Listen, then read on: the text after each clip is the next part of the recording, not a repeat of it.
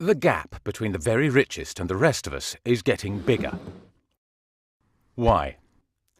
A common belief is that it's good for us all if a small group of people earn an enormous amount of money. The theory is that their wealth trickles down to the rest of us. But this is a myth. In reality, money is sucked up from all of us into the pockets of a very small group of people. How does this happen? One reason is the way that money is created.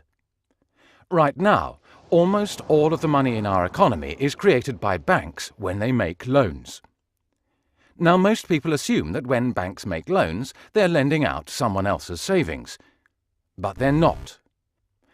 Instead, when somebody takes out a loan, banks create new money electronically by typing numbers into their account. 97% of all the money in our economy is created in this way, as people take out loans from banks. The more loans people take, the more debt there is, and the more money there is. The shocking fact is, if nobody went into debt, there would be almost no money in the economy.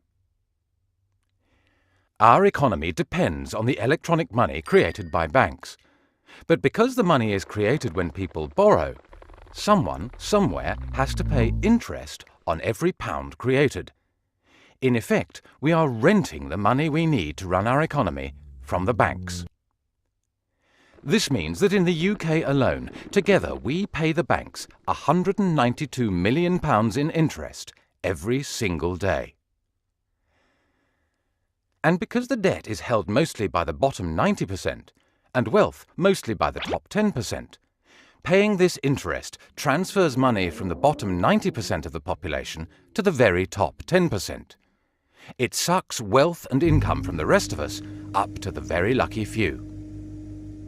So as long as we have to rent the money we use from the banks that create it, we'll have to keep paying this huge interest bill, and the gap between the richest and the rest of us will keep increasing.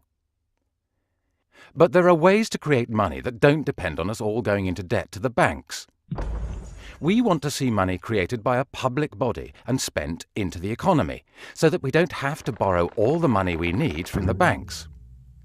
This would lead to less debt and stop the gap between the richest and the rest of us getting even bigger.